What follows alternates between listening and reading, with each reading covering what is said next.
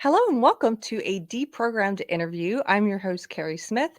If it's your first time here, I'm very excited for you to meet my guest today. And if you're a regular, welcome back. My guest today is someone that you may be familiar with. His name is Mike Evans. He's a UK-based musician and animator, best known for founding electronic rock project Mix E1. I almost messed that up. And most recently, as the creator of X-RL7, a unique pixel art cyberpunk animation series and music project, which follows the trials and tribulations of a fictional band of the same name in a dystopian world. I'm going to let him tell you more about what that means. Please welcome Mike. Hello, Mike. Hey, Keri, thanks so much for having me on. And you did great with those names, by the way, Mixy One and XR7. A lot of people say XLR7 because of like the microphone cables, XLR leads, but you nailed it. It's because I don't know very much about microphones, so I was cool. That wasn't. I just whenever I see a lot of like an acronym or a lot of letters like that, I'm like, oh man, I'm gonna mess that up. And you get in your head and your brain's like, you're gonna mess it up, and then you do. But that was Yeah, fine. yeah, I know exactly what you mean. Can I just say that intro? I love that intro music. That's fantastic. Thank you. That's my husband's music. He's gonna Yeah. so he did that. Well, he did play the guitar, but then he added all the other stuff with GarageBand. But he's going to do a live recording. We've been talking about this for a while. It's been delayed because of our housework. But he's going to have his full band, like drums, violin, everything, bass. They're going to do a live, like full version of that song, Oh, wow. which would be fun. And I told him, I was like, look, you don't need any lyrics. I think it would be funny if at the very end you just say deprogrammed, like tequila, like the song Tequila, and that's it. Perfect. That's all you need. Just need the hook, the catchphrase. Yeah. Thank you so much. So you're a musician, so that's a great compliment coming from you. Can you Thank you. just tell people who may not be familiar with you, may not be familiar with your series, a little bit about yourself? Because it sounds like you do a lot of things. Yeah, it takes a bit of time too. I'm the creator of XR7, which, as you so eloquently said, is a cyberpunk web series and music project. It's about a fictional band called XR7 and their trials and tribulations in the music scene in a kind of dystopian world. It's got a lot of parallels to our own reality, and Mhm. it's basically a mix of comedy, social commentary, and original music. So you can find all the songs on Spotify. We've got features from tons of artists from the rock, metal, and industrial electronic scene who feature on tracks and add synths or perform vocals or things like that. And it's awesome. To give you a summary of it, it's basically about, so the band consists of this guy Omega, and he's got these visions that are basically driving him to expose the hypocrisies of the world and lift the veil of what's going on with reality. And he's very outspoken, and he kind of, his mouth gets him into trouble a few times, to say that. Okay. There's a little bit of a little bit of an inspiration, shall we say, is a little bit of Jordan Peterson back in the day. I was gonna say, who's the inspiration? A little bit. I think you've got a bit of history with Jordan yourself, Keri, which I'd love I to do. touch upon. But just to finish up, so the other person in the band is PJ's guitarist producer. He's a bit more low key. He doesn't really like to stick his head above water so much. So when Omega says some stuff, he's always a little bit like, okay, should we say that? And then we've got the band manager, Alfie, who's this overblown, flamboyant, very camp character, and he's keeping the band in line. He used to be at the top, managing one of the top bands, and he basically had a fall from grace and is working his way back up. But the main baddie of the series is this dude called Leduc, and he's a very sort of David Bowie-esque inspired musician, someone of that iconic sort of ilk that has influenced lots and lots of people through the years. But now he's a businessman, runs a label, and has basically a monopoly on the music industry and ties to the state. So if you want to make it, you've got to play his game in the upper echelons. And within that, there's lots of themes with the state and various parts of the series with the social commentary, with elements of propaganda, censorship, and misinformation and things like that. And I don't want to use the word woke stuff, but yeah, sort of social justice Yeah. stuff in there as well. And Okay. it's a fun project. So what prompted you to do this? What's your background? Well, you were like, I'm going to do an original. First of all, kudos to you because a lot of times I find in this, I guess, cultural commentary space, whether you're someone like a Jordan Peterson who's an academic, or you're someone like a comics division who is a cultural commentator, no, and people, or if you're in the gaming space or the knitting space or wherever you are, I feel like a lot of times we're highlighting and illustrating what the problems are, and then the step beyond that is creating things that don't have all those issues, creating fun things like new things. And so you're doing that. You're making your own series. What prompted you to do this? Yeah, creating culture, as I've heard Toxic Manflu say. Props to Toxic there. Yeah, it was. Well, my background is, so I've been a musician since about the year 2000, showing my age there. And I've been in various bands, but my band before X-RL7 was called Mixy One, and I've basically been in that band since 2010. So I've, being in the music scene, I've sort of experienced various shows, various been on an indie label, done bits and pieces, and you get a lot of experiences being in the scene, shall we say, and which you can channel into your art. And I think what really happened was, approaching sort of 2018, a few things happened, both in my creative life and just in life in general. In my creative life, I was in a couple of projects, and I was getting a little bit frustrated that it seemed like the lion's share of the work was done by myself and wasn't being reciprocated. And at first that was okay, but it started to play on my mental health a little bit, because you're thinking, come on, because it's all on you, and everyone benefits equally from what you're doing. This wasn't just Mixy One, this was another project as well. Have you heard Peterson, by the way, talk about the Pareto distribution? You're doing 10% of the people do 90% of the work. Is that right? Yeah. All right. I've heard him say it, but I've never paid attention to what the Pareto. I think it's the Pareto distribution. Yeah. Sorry, I didn't mean to interrupt you. Go ahead. Oh, that's great to know. That's great to know. But yeah, that's what it felt like. You were the 10%. It seems so. But yeah, it was a lot of work, and I was putting in lots of hours in those projects. So that was going on, and in the meantime, these other projects we were doing, we started, the political correctness started becoming a bit more prevalent in the climate, in the atmosphere. And I remember, like, a little aside here is there's one character in X-RL7 called Alfie, who I mentioned, the band manager, who's very camp and flamboyant, and he's a gay character. And he was my boss once, by the way. I'll tell you about him later. Go ahead. I had a boss just like him. Oh, I have to know this story. Okay.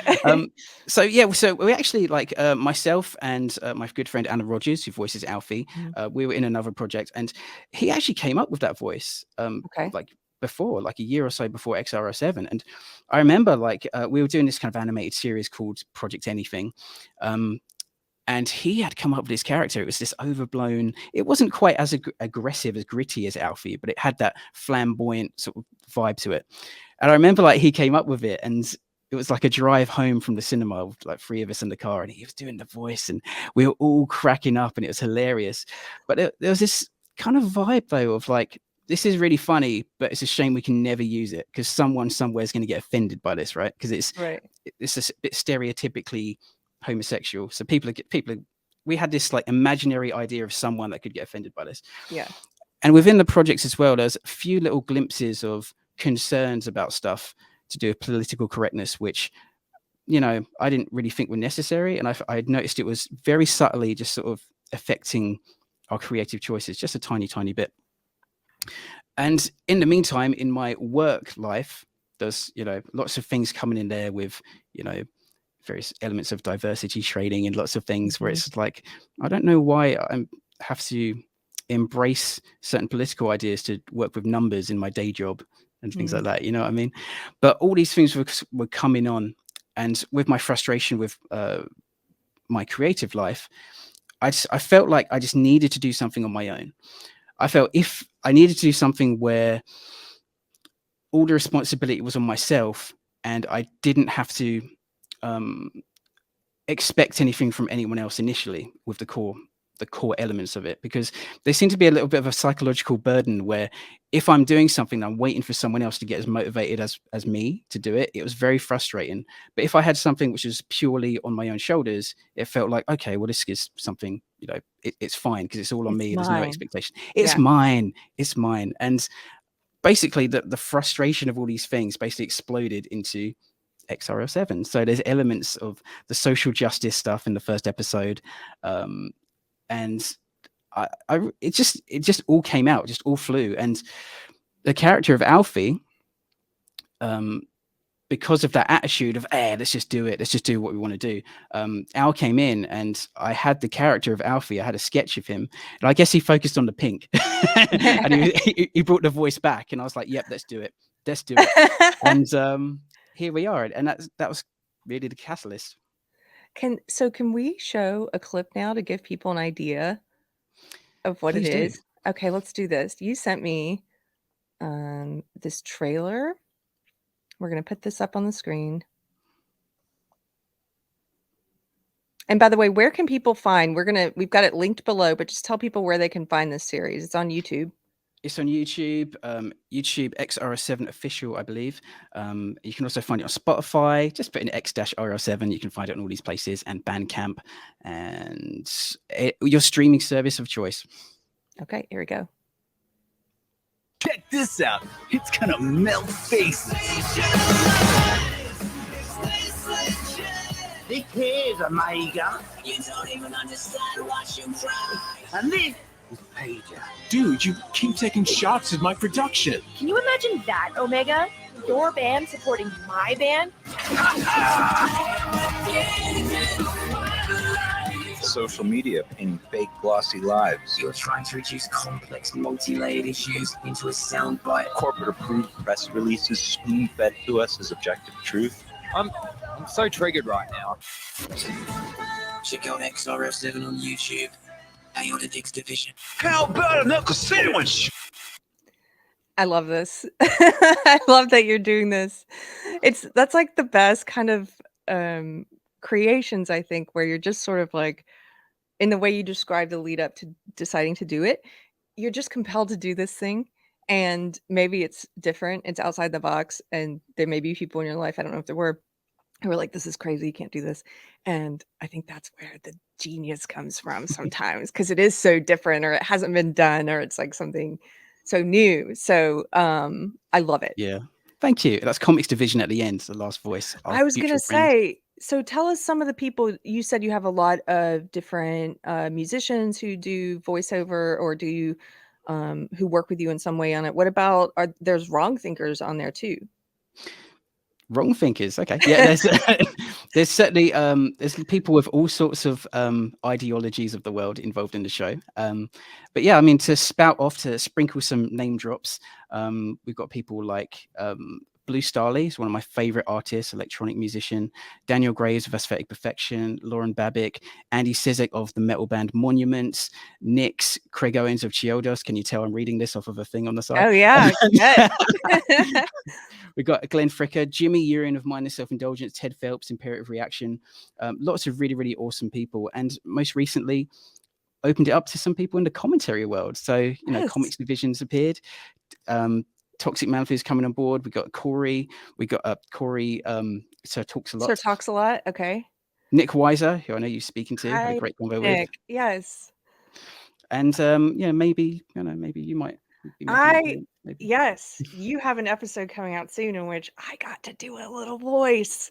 So I'm very excited. We'll plug it when that comes out. How fun. Great actress there. Very from therapist to this character, yeah. I'm acting as an actress.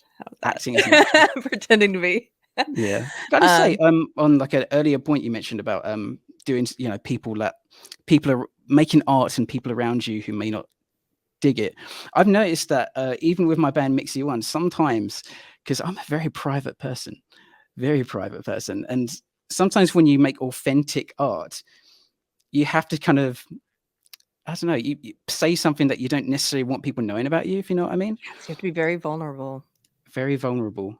Yes. And I mean, to just talk about my band Mixy One very, very quickly, there was like this EP I wrote, which because I'm so private. I don't talk to stuff like my colleagues, and it's only my inner circle. But I remember I was writing this EP, but many, many years ago, and it was about the relationship with my wife. And at the time, because when we met, she wasn't an international student, and we met, and we fell in love, and it was all good. But then she had to leave the country because her visa was expiring, and we basically had a long distance relationship for a year, and then we got reunited and we're happily married. But at the time, it was like the world was ending. It was hard. There's this one song called "This Is Not Goodbye," which is really a vivid story, a vivid kind of recollection of being at the airport, busy international airport, just people moving everywhere, and we were just there like motionless, just crying our eyes out, sort of holding each other. And it's like, I didn't really want people, even like on Facebook, for example, just like old schoolmates and stuff, like I don't really want them knowing, that I've been crying in a long distance relationship, you know what I mean? But what's weird? Okay, so my husband's a musician. He told me once, because sometimes he books, I mean, he's a hustler. He works all the time, makes his whole living from music. And some of the gigs he does, he's starting to do more that are, his band, his original songs. However, the bulk of the shows he does are still like, he gets hired at a winery or a wedding or someplace where he's playing a lot of covers, and then he'll pepper in some of his original songs.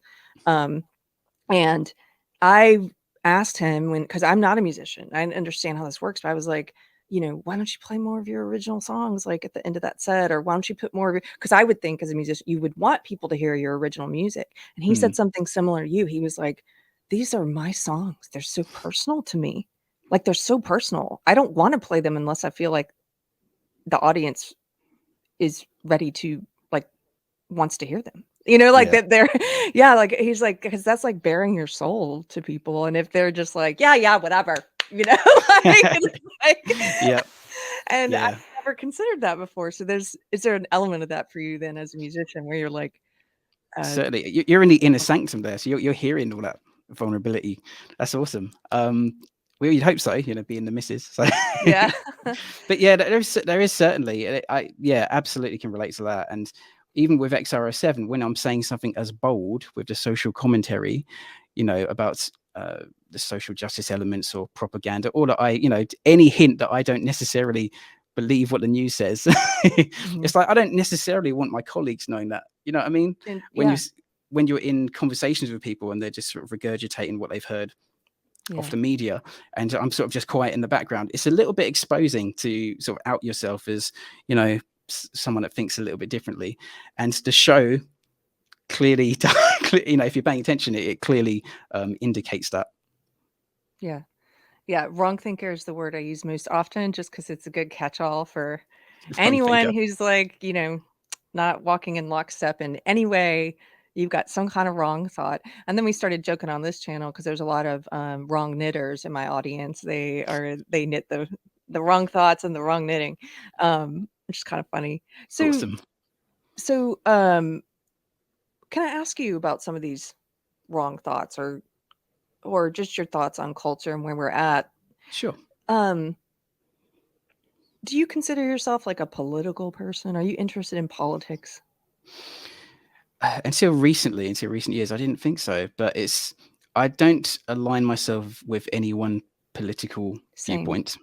Yeah. Excellent. Because I think that's just a trap, isn't it? As soon as because ideologies change, and I think it just seems to be all or nothing, the mentality these days. It's like you're either entirely this or you're entirely that, and there's no room for nuance. And I'm all about the nuance and stepping back and looking at the facts and trying to be objective. And it can be hard, but I think critical thinking is something which I try to preach and I try to do, and I try to the character Omega is trying to emphasize that in the show.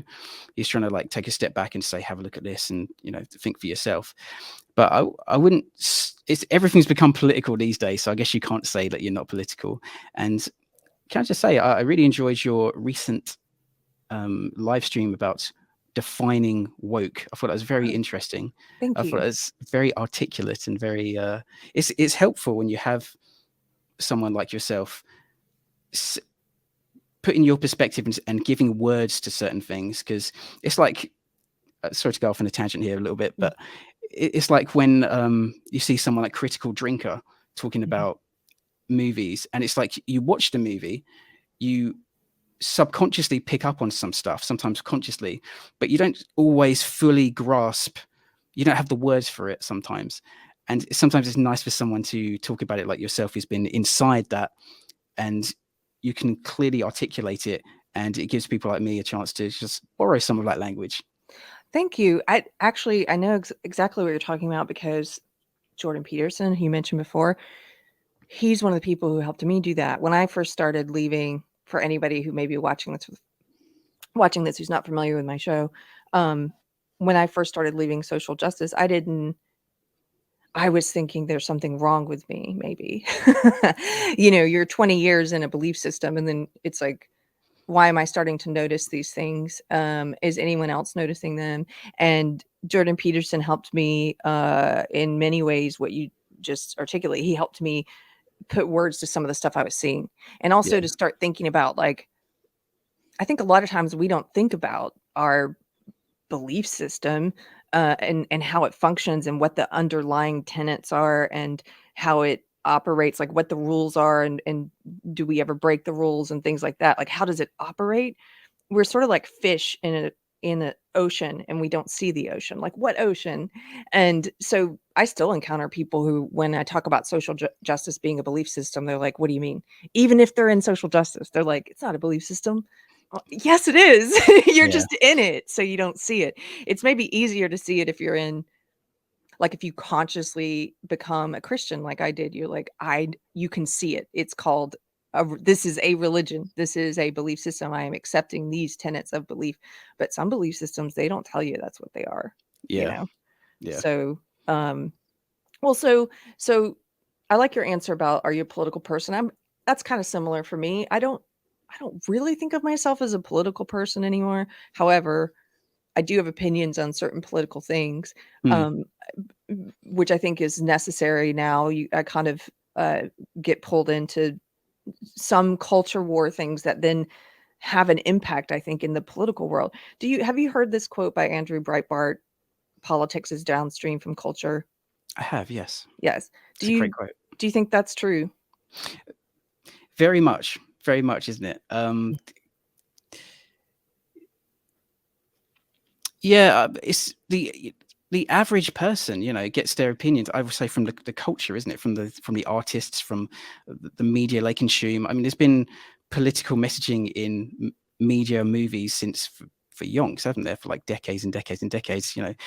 Even in the 1940s, there was a direct, I think it was the CIA, was it? They signed something with the government where they had control over what they put out regarding war films and things of that nature. So they were also funding Jackson Pollock. Did you know this? Yeah. And other artists. Yeah. Yeah.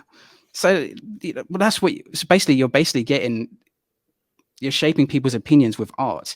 Yeah, I kind of think of it in the same way as like advertisements, in a way, because advertisements, you're selling a product, you're kind of selling a belief system. It's like this is a bit of a crude example, but I remember, like, I was watching TV a while ago. I actually don't watch TV these days, but there was this advert for a fast food restaurant. It didn't mention the food at all because the food's rubbish. But what it did was it showed this older gentleman. That's what it was, and he was listening to music in his home. It was like listening to an old record player, and then there was like a more modern person, like this urban rapper dude, and he was listening to music, and it was paralleling their lives until it converged in the fast food chain. And they basically, the nice music swelled up, and then they looked at each other, and the narrator said, we're not so different.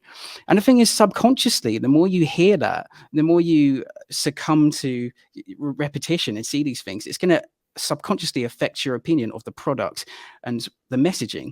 It's sometimes, I remember when I saw the new Star Wars rebranding, I was watching it, and actually a tear came out my eye just from the music and that. And I'm thinking why is that? It's the emotions rule us in Yes. terms of our belief system. So I think that's my answer to that, Keri. You got anything to add? Yeah, the emotions rule us. There's a book I've talked about before on this channel. It's called The Righteous Mind by Jonathan Haidt. Have you read that? I haven't, no. You might like this book. He basically it's called The Righteous Mind: Why Good People are divided by politics and religion. And so he was basically trying to map out in this book different types of morality. And do people on the left and right, or do people who are religious or not religious, do they have different almost like taste buds for morality? And so he maps out all these different ones, like the care harm principle is a taste bud that liberals and conservatives have. Like we find it immoral if you harm someone, for example, and moral to care for someone. We share that one.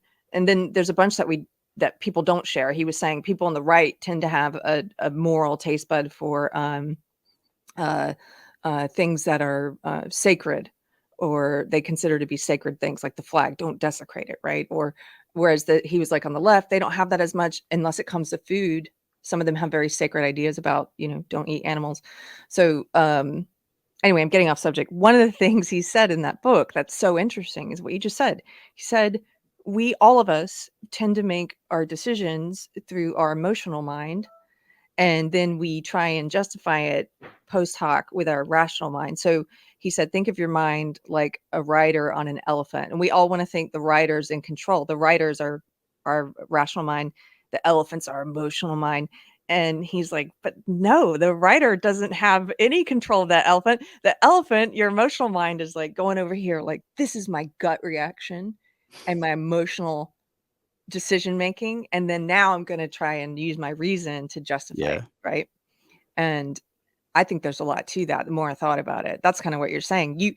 That commercial or an advert makes you cry. Yeah. It works.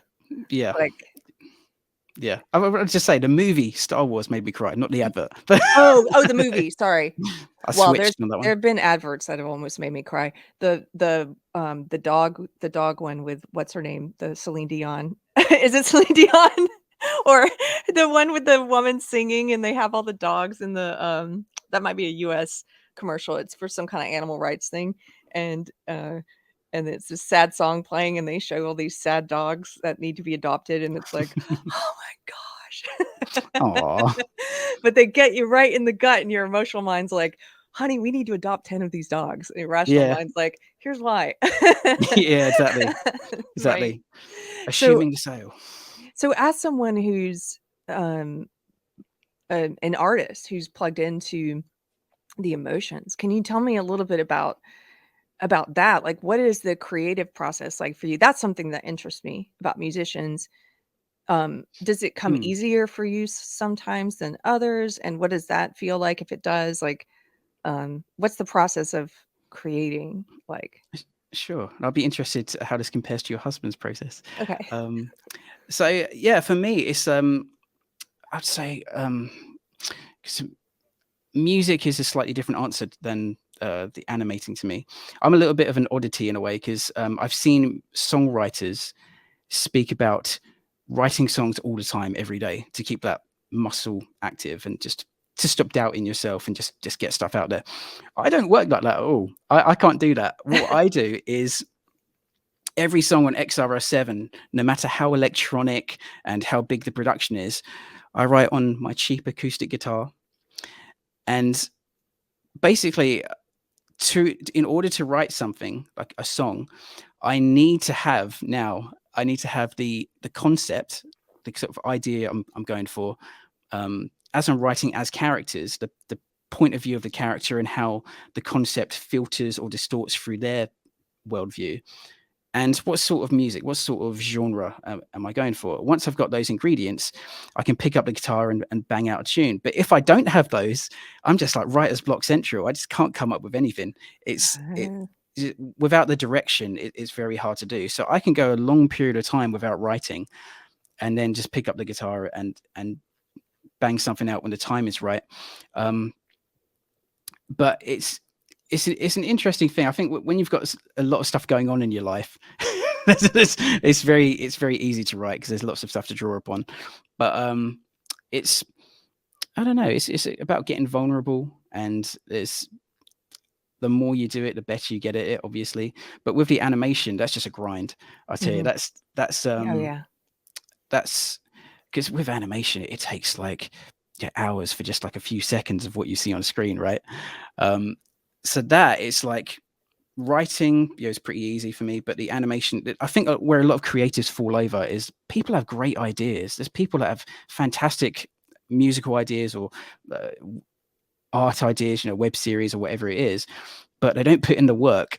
Mhm. And there's this mentality which I've had to train myself to get into, where because it's so easy to get distracted, right, and procrastinate, and you watch Netflix and that just drains your motivation, and you get stuck watching a series, or you make up reasons not to do stuff. But my solution to that is a little bit Shia LaBeouf, the just do it sort of thing, where I've learned to force myself to do it. So even if it's like, because the hardest part is starting sometimes. If I've got a scene to animate and it's like the one which you have seen recently, Mhm. because some voice stuff, there's a big scene which is like 100,000 frames, and even just saying that makes you think, oh, Overwhelming, right? overwhelming. But what I've learned to do is, even if the product seems huge, just do something. Just force yourself in front of the laptop or whatever medium you're using. Just do something. Just chip away. Do a little dent. And what I found is, once you break the ice of starting, then you do more than you thought you would.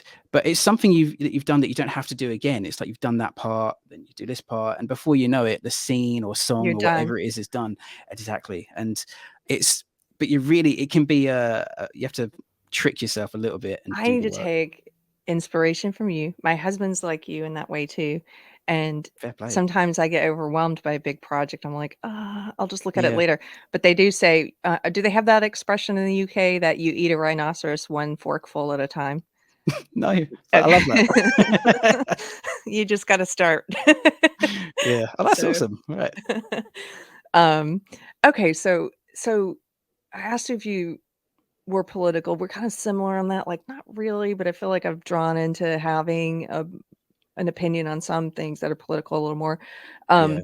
Where do you think that we're at culturally, given that you kind of agree with that statement that maybe politics is downstream from culture? Where are we at culturally from your perspective? Are we in the best of times, the worst of times, a really interesting time? Like, where do you think we Yeah. are? Well, I'm going to speak a bit from the UK.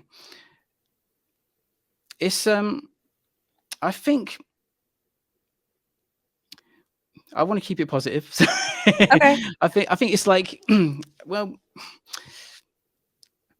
yeah, it's a challenging time for sure. I think things that have gone on in some ways have opened up people's eyes. I'm not just talking about with social justice things, but I'm talking about just in a global scale with the last Mhm. few years. And I think that's been a good thing, that because just a bit of random background is how my filter of the world is I've been an alternative media person since like 2013. So That's what you yeah, consume, alternative media. that's what I consume. And so I've been someone that doesn't really, if the government or news says something, by default, my initial stance is, they're probably lying. So, I'm finally there. That's where I'm at now. yeah, Took me a while. yeah, yeah. But it's because of that. It's like I've been happy that the positive I've seen of the last few years is more people have started to question things, which you just don't. When you just accept the reality you're presented, don't you? And sometimes you need to just take a step back and have a look at things, and that whole critical thinking thing and trying to be objective. So I think the positive is there's more people, I think, that are questioning things. The negative is there's a lot more censorship for those people, and the mainstream seems to be leaning towards a more authoritarian, shutting people down, propaganda. The censorship is a bit more overt now. And in the UK, they're trying to really wrap that up with they're putting out a lot of stuff with under the nice blanket, the nice umbrella of climate, and they're trying to do these things at the moment, which I think one thing, to go off on a tangent here a little bit, that I try to speak about in the series on the first episode, for example, is there's a part where Omega is speaking with an activist, and he's basically gone on a podcast for just to chat about music, but he's kind of been roped into a somewhat political debate. And I was perfectly very generic and vague about it, because it's like telling the story with analogy and not beating you on the head with the message or whatever it is. Right. Good. Yeah, the opposite of Marvel, right? And what I was trying to get across there was the behavior. I was trying to show the behavior, because what I noticed with this sort of social justice-esque behavior, which I know you're an expert on, is it doesn't really matter what the cause is. You can apply this logic to so many places because of the the Marxism, the postmodernism sort of roots of it all. But what I was trying to show was there's a part very Jordan Peterson-esque where Omega's chatting to this person, and I used this example of she had a number of she had a statistic, and I didn't say what a statistic was. It was generic on purpose, but it's like she's got this. It can be a logical thing as well. It doesn't have to be a statistic, but this was the example, and it basically saying, well, this number's like this, and it's because of that. We need to change that. It's very dramatic, soundbite, isolated version of whatever that cause is that they're chatting about. And in my day job, I deal with numbers all the time, and if you get a report in that a number's a bit big and people are scared, on the surface you're like, oh, that's a bit big, we better investigate that. The first thing you do is you do some data analysis, and you say, okay, well, what's this number made up of? And we see it's made up of mostly these categories, and that's because of this. And you get the context, you get the full context for that statistic and that story, and suddenly that scary number makes sense. It's like, oh, okay, well, it's not a big deal at all. It's when you know the story around it, it's certainly not the thing you're saying it is. And in day job land, when something like that happens, the client will normally accept that, or if something needs changing, fair play. But in social justice world, if you say something which contradicts that, instead of the logical, objective thing of integrating that into new information, getting that new information and adjusting their argument or refuting it with legitimate information of their own, they'll just say, oh, you're a bigot, oh, you're this. They'll use the weaponization of labels. And not only that, they'll try and quite viciously cancel you and be very aggressive with it. And what I was trying to demonstrate in that episode is that behavior, and I didn't want to mention any specific causes, because if you have a feeling about a cause already, then you're not going to hear bringing that opinion into it. Yes, that's so smart to do it that way, to leave it vague. And that is the way they operate a lot. It's once I started seeing a lot of my old belief system for what it is you can see it all the time now, or I can, when they'll cite a statistic. I will throw a specific one out as an example, but they'll say something like, there are more Black women who die during childbirth than white women. And then what they do is they jump way ahead to the conclusion and they work backwards. It's that emotional mind and then you reason it out backwards again, right? Like so they emotionally are like, it must be racism.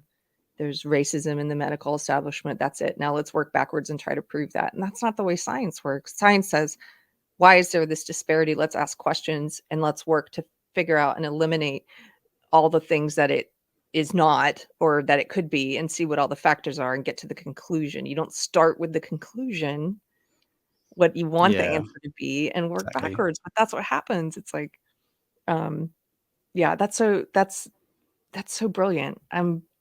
Once again, I'm floored. I'm happy that you're doing this show and you're doing all the things you're doing.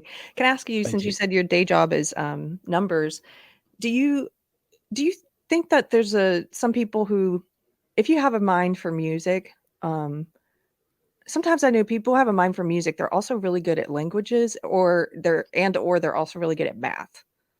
Do you think that those things are Really? connected? Maybe. Um, I think it depends on the genre, to be honest. If you're Okay. dealing with mathematical metal with lots of time signatures, then you need to have a head for it. You need to have a good, but there's some musicians who are idiots out there. So, You're like, no, Keri, not but always. it can help. It can help certainly. I But guess it's there like is a language. Music's like a language, and yeah. math is sort of like a language, right? Or no?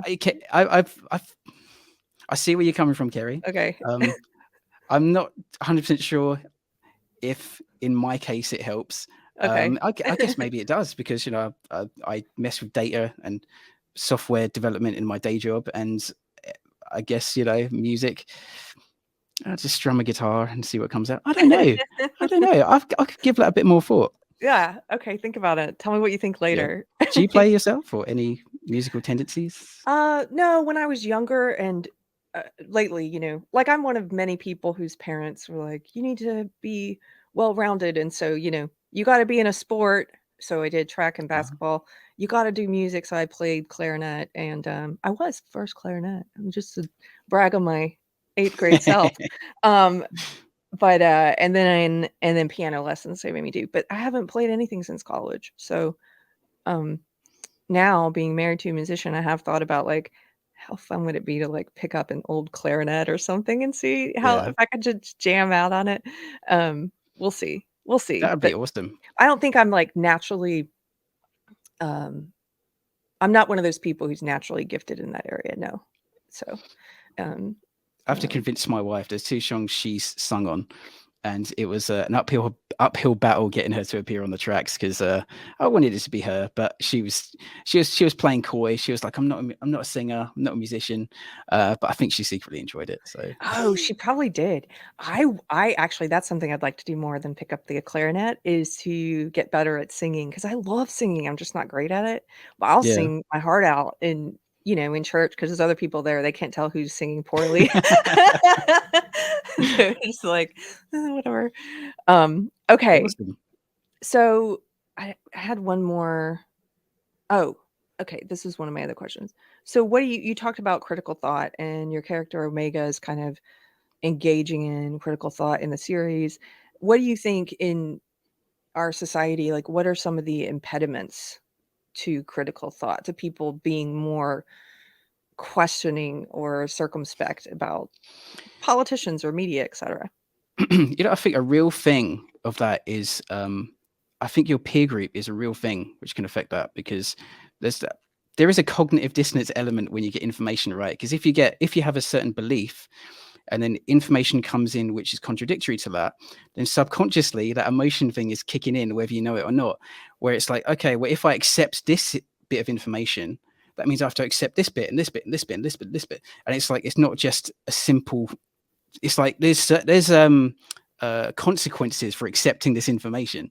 And Yes. so some people don't want that. Some people have lived a certain way their whole life and have embraced a certain, been quite proud of. I know a few people that are quite proud of all the information they know, but to my knowledge, it's when they find out it's not correct information, they don't want to lose that position, that social position. And I think that's a real serious one. And some people are just programmed to. I've noticed a lot of people, like there's people in the older generation in particular, if you've been brought up that, I'm slipping back to alternative media again, but if you're brought up where, the TV is the source of truth and the government's always got your best interest, and that's what you've been brought up with, then it's really hard to shake that, because then where do you go for your reliable information? What do I do? You can feel very lost, feel very scary. So that's It's psychological. It's psychological. So much of it. Yeah. Yeah. You can give people the information, but if they're not ready to receive it, Yeah, I agree. Tricky. Who are some of your musical or artistic, doesn't have to be music, influences, or who are some people who are making art that you're excited about? Let's see. Musicians. To be honest, musician-wise, there's not a whole lot at the moment. I listen to a lot of older stuff. I do too. That's great. Who are some of the older stuff that you listen to? Well, for me, like from the rock world, for people like Deftones, Mhm. I still love Queen. Love Queen. Amazing. Freddie Mercury. Ugh. Shame the film was just I haven't they seen got it so many yet. facts wrong. I haven't seen it yet. I love their song "Crazy Little Thing Called Love" because it's so surprising to me that that's them. Because when you hear that song, you could easily put that on a 50s channel, you Yeah. know? He apparently wrote that in like 5 minutes in a bath, according to one of the insiders. But who knows? But it's a hit. Yeah, Queen are fantastic. I like Queen, The Cure, bands like Mhm. that. I grew up like, when I started getting into music. It was in the new metal phase, around 2000. So bands like Korn and dare I Okay. say Limp Bizkit at the time. But Okay. and that kind of shaped my guitar playing, I think, more so than anything. And that led on to like discovering other sort of electronic industrial bands like Stabbing Westward and Zero Mancer, and quite a lot of people in expanding into different genres. Because I don't know if you ever had this, but when it might be a metal thing, but when I was a teenager and we were quite into rock and metal, it wasn't cool to listen to pop or other genres outside of that because you were selling out, man. So it took a while To get into other genres. to get into other genres, and I'm so glad I did because See, there's so many palettes. yeah, there's so many. Speaking of genre, like hating other genres, I just learned about the other night. I had no idea. Maybe you've heard of this, maybe you haven't. In the 70s, so 1979, there was this thing called the disco demolition. Did you hear about this?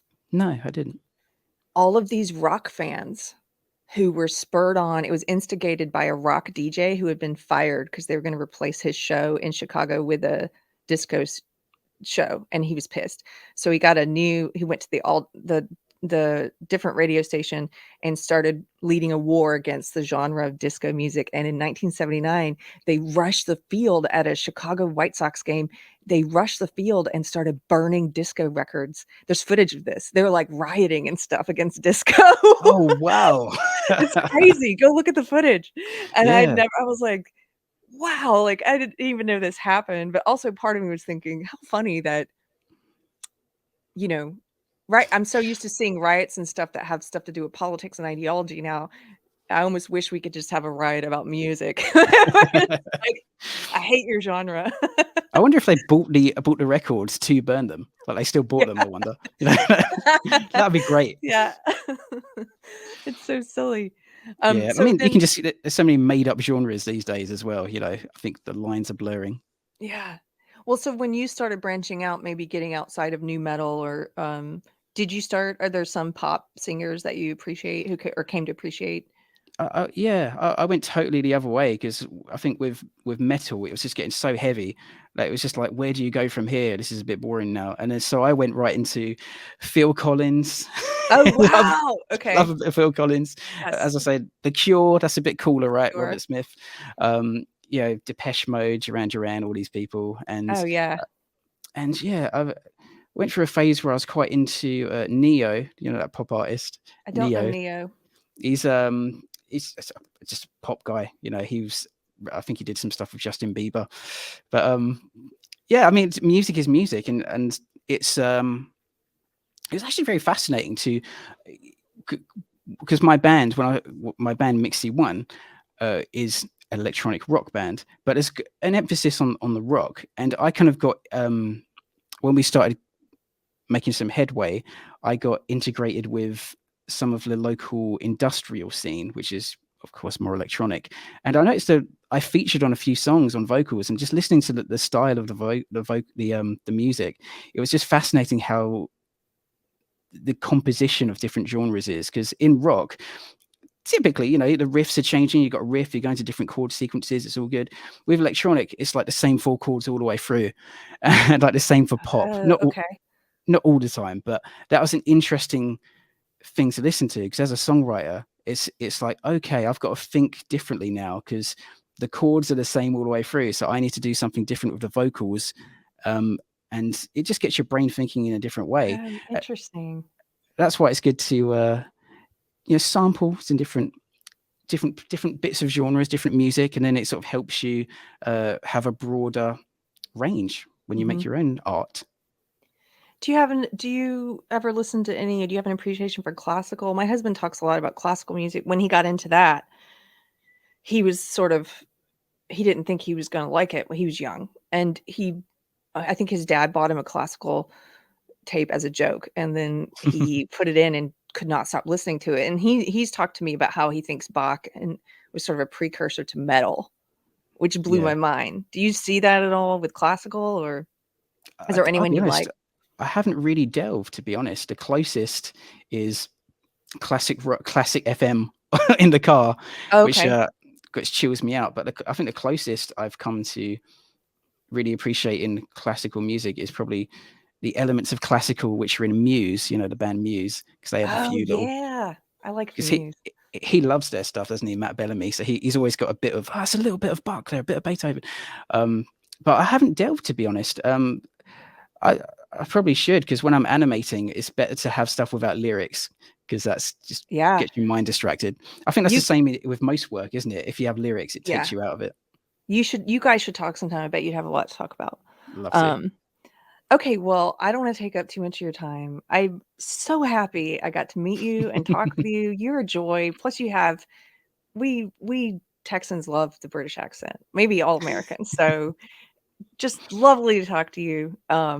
Can you just remind people, we have it below where you guys can find Mike Evans and his series X-RL7 online, but just remind people where they can find you. Sure. And thank you so much for speaking to me, Keri. It's been an absolute pleasure. I'm glad we could hook it up finally. Yeah. So X-RL7, it's on YouTube. If you just search X-RL7, you're going to find it. You're going to find something there. On the page, there's playlists with all the episodes in release order and newest first. And we've got backstage. We've got various side series, and lyric videos. And the music is on Spotify and your streaming service of choice. Spotify, if I may do a little bit of boasting, we've got 1.5 million streams on Spotify, which is very nice. Wow, that is nice.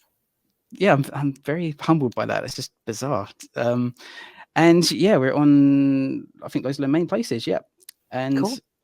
thank you to Comics Division and Culture for hooking us up. Hooking us up. Toxic Man Flu, sorry. Yeah, Yeah. Toxic Man Flu. Thank you Yeah. guys. And thank you guys for tuning in today. Go check out Mike's series, and we'll see you tomorrow for a kerfuffle break. Okay, bye. Woo! Much love. Woohoo!